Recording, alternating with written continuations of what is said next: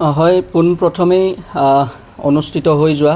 অসমৰ যি বিধানসভা নিৰ্বাচন, সেই নিৰ্বাচনটোত অসমৰ ৰাইজে যেনেধৰণে পুনৰবাৰ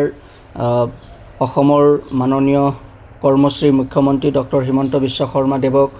দেৱৰ ওপৰত আস্থা আৰু বিশ্বাস ৰাখি পুনৰবাৰ তেখেতসকলক যি আকৌ এবাৰ ৰাইজৰ সেৱা কৰাৰ সুযোগ প্ৰদান কৰিছে, পোনপ্ৰথমেই আমি মাননীয় মুখ্যমন্ত্ৰী মহোদয়লৈ আন্তৰিক শুভেচ্ছা আৰু অভিনন্দন জ্ঞাপন কৰিছোঁ। আৰু তাৰ সমান্তৰালকৈ লখিমপুৰ জিলাৰ পৰা বিজয়ী হোৱা প্ৰতিগৰাকী বিধায়ক ক্ৰমে মানৱ ডেকা ডাঙৰীয়া, ঋষিৰাজ হাজৰিকা ডাঙৰীয়া, ভূপেন বৰা ডাঙৰীয়া আৰু নৱদলে ডাঙৰীয়া আটাইকে আমি সদৌ অসম গোৰ্খা ছাত্ৰ সন্থা লখিমপুৰ জিলা সমিতিৰ ফালৰ পৰা আন্তৰিক শুভেচ্ছা আৰু অভিনন্দন জ্ঞাপন কৰিব বিচাৰিছোঁ। তাৰ সমান্তৰালকৈ যদি আমি জনগোষ্ঠীয় বিষয়ে কথাবোৰ চিন্তা চৰ্চা কৰিবলৈ যাওঁ, কিন্তু আপোনালোকে দেখিব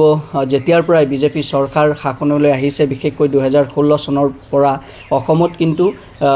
এই 16 চনৰ পৰা 21 চনৰ চৰকাৰো শেষ হ'ল 26ত, এতিয়া নতুন চৰকাৰে আকৌ শপত গ্ৰহণ কৰিব 12 মে তাৰিখে। এই 16 চনৰ পিছত কিন্তু এজনো গোৰ্খা জনগোষ্ঠীয় বিধায়কে কিন্তু মন্ত্ৰিত্ব লাভ কৰা নাই। যদি আমি বিগত চৰকাৰবোৰৰ দিনলৈ চাওঁ তেতিয়াহ'লে অসম বিধানসভাৰ অধ্যক্ষৰ পৰা আদি কৰি বহু গুৰুত্বপূৰ্ণ বিভাগৰ মন্ত্ৰীৰ দায়িত্ব কিন্তু গোৰ্খা জনগোষ্ঠীয় বিধায়কসকলে পাইছিল। সেই একেটা সমষ্টিৰেই বিধায়কসকল আজিও বিশেষকৈ বিজেপি দলত বিধায়ক হিচাপে নিৰ্বাচিত হৈছে, বিশেষকৈ মাৰ্ঘেৰিটা সমষ্টিৰ বিধায়ক ভাস্কৰ শৰ্মা ডাঙৰীয়া আৰু বৰচলাৰ বিধায়ক ঋতুবৰণ শৰ্মা ডাঙৰীয়া, দুয়োগৰাকী যথেষ্ট অভিজ্ঞ, বহু বছৰ ধৰি ৰাজনৈতিক ক্ষেত্ৰখনৰ লগত জড়িত হৈ আছে আৰু ৰাইজৰ সেৱা কৰি আছে। গতিকে এই বৰ্ষত আমি আশা ৰাখিছোঁ যি 12 মে তাৰিখে নতুন চৰকাৰৰ শপত গ্ৰহণ অনুষ্ঠিত হ'ব, তাত অন্ততঃ গোৰ্খা জনগোষ্ঠীয় বিষয় মাননীয় মুখ্যমন্ত্ৰী মহোদয়, বিশেষকৈ বিজেপি দলে যাতে চিন্তা চৰ্চা কৰি গোৰ্খা জাতিটোক ন্যায় প্ৰদান কৰি যাতে গোৰ্খা জনগোষ্ঠীয় প্ৰতিনিধি হিচাপে এই দুইজন ভিতৰত কোনো এগৰাকী বিধায়কক যাতে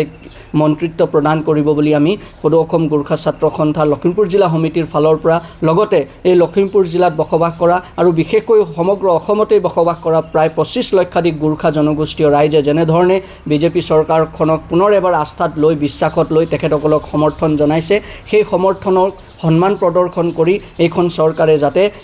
এই বৰ্ষত যাতে 26ৰ পিছৰ যি 5টা বৰ্ষৰ কাৰণে অন্ততঃ এগৰাকী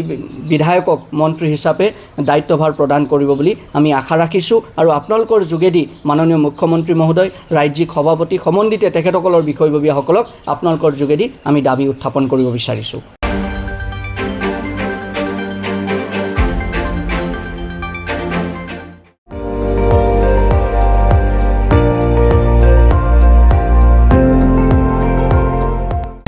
আপুনি চাই আছে ND24,